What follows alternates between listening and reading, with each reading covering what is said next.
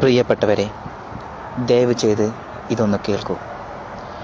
ഇപ്പോൾ ഏകദേശം വൈകുന്നേരം 7:25 പതിവില്ലാത്ത വിധം ജോലി തിരക്കുണ്ടായിരുന്ന ഒരു ദിവസം ഒറ്റയ്ക്ക് വീട്ടിലേക്ക് മടങ്ങുകയാണെന്നും സങ്കല്പിക്കൂ.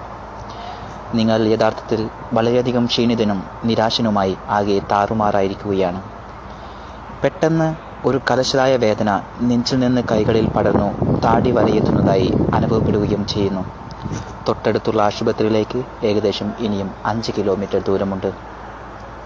നിർഭാഗ്യവശാൽ അവിടെ വരെ എത്താൻ കഴിയുമോ എന്ന് നിങ്ങൾക്ക് ഉറപ്പില്ല. CPR അഥവാ ഹൃദയ ശ്വാസകോശ പുനരുജ്ജീവനം നിങ്ങൾ പരിശീലനം ലഭിച്ചയാളാണ്.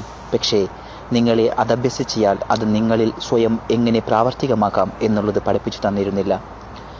ഒറ്റയ്ക്കുള്ളപ്പോൾ എങ്ങനെ ഹൃദയാഘാതം അതിജീവിക്കാം? കാരണം ഹൃദയാഘാതമുണ്ടാകുമ്പോൾ പലരും പരസഹായം ലഭിക്കാൻ സാധ്യതയില്ലാത്ത വിധം ഒറ്റയ്ക്കായിരിക്കും. അസാധാരണമായി മിടിക്കുന്ന ഹൃദയവും ക്ഷയിച്ചുകൊണ്ടിരിക്കുന്ന ബോധത്തിനുമിടയിൽ പുനരുജ്ജീവനത്തിന് ഏകദേശം 10 സെക്കൻഡ് കിട്ടാനേ സാധ്യതയുള്ളൂ. എന്നാൽ ഇവർക്ക് സ്വയം ചെയ്യാൻ കഴിയുന്ന ഒരു കാര്യം തുടർച്ചയായി ശക്തമായി ചുമയ്ക്കുകയെന്നുള്ളത്. ഓരോ ചുമയ്ക്ക് മുൻപും ദീർഘശ്വാസം എടുക്കുകയും നെഞ്ചിൽ നിന്ന് കഫമുണ്ടാവുന്ന തരത്തിൽ ദീർഘവും ശക്തവുമായിരിക്കുകയും വേണം. ശ്വസനവും ചുമയും 2 സെക്കൻഡ് ഇടവിട്ട് മുടങ്ങാതെ പരസഹായം ലഭിക്കുന്നതുവരെയോ ഹൃദയം സാധാരണ നിലയിൽ മിടിക്കുന്നത് എന്ന് തോന്നുന്നതുവരെയോ മുടക്കമില്ലാതെ തുടരേണ്ടതാണ്.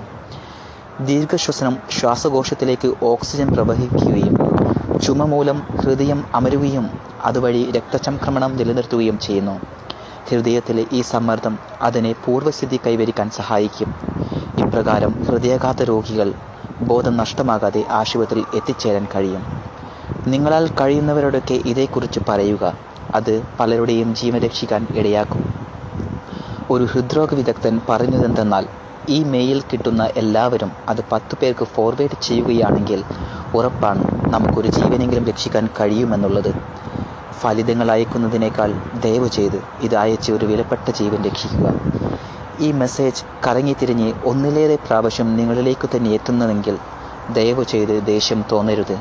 നിങ്ങളുടെ നന്മയുദ്ദേശിക്കുന്ന, നിങ്ങൾക്ക് ഹൃദയാഘാതത്തിൽ നിന്ന് എങ്ങനെ രക്ഷ നേടാം എന്ന് വീണ്ടും വീണ്ടും ഓർമ്മിപ്പിക്കുന്ന സുഹൃത്തുക്കൾ ഉള്ളതിൽ സന്തോഷിക്കുകയും അഭിമാനിക്കുകയുമാണ് വേണ്ടത്.